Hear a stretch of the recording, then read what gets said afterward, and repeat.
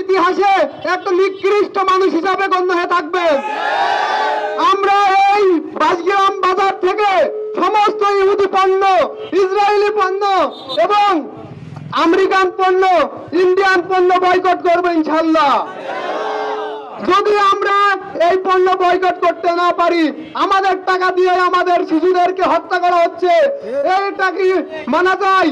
আমরাই তো আমাদের শিশুদের হত্যা করার জন্য টাকা দিচ্ছি, পয়সা দিচ্ছি, তাদেরকে সমর্থন জানাচ্ছি, আমরা মনে মনে আমরা তাদেরকে সাহায্য করছি, আর মুখে বলে বেড়াচ্ছি আমাদের ভাইদেরকে হত্যা করা হচ্ছে।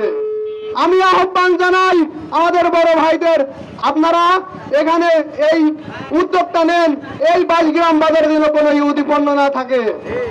আপনারা দলকে সকল দল যে সম্মিলিত হয়ে আজকের এই বিক্ষোভ সমাবেশে উপস্থিত হয়েছেন, এবং আমরা বলতে চাই যে আমাদের সবচেয়ে বড় পরিচয় কি?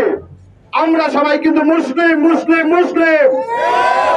এই গাজায় যে গণহত্যা করা হয়েছে, এতে এই সারা বিশ্বে 200 কোটি মুসলমানের কিন্তু রক্তক্ষরণ হচ্ছে, আমাদেরও কিন্তু রক্তক্ষরণ হচ্ছে।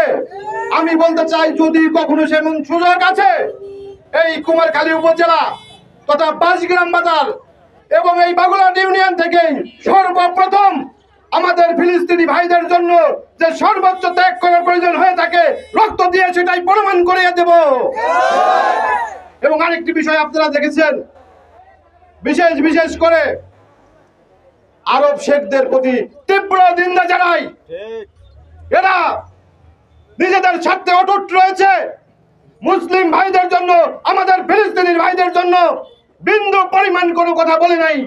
এরা যার যার সিংহাসনে ক্ষমতার লোককে, অর্থের লোককে প্রাধান্য দিয়ে কোনো একটি শব্দ করে নাই।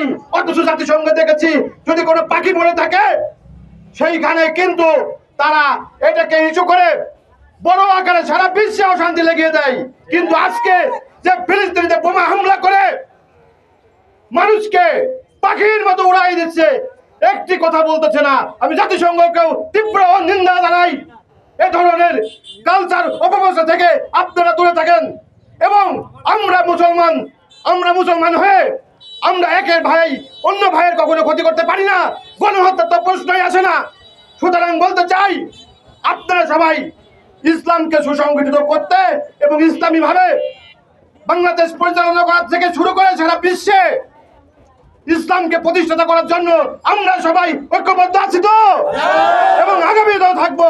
এই আশাবাদ ব্যক্ত করে সকল বাগুলাট ইউনিয়নের নেতৃবৃন্দকে আমার সালাম, আসসালামু আলাইকুম।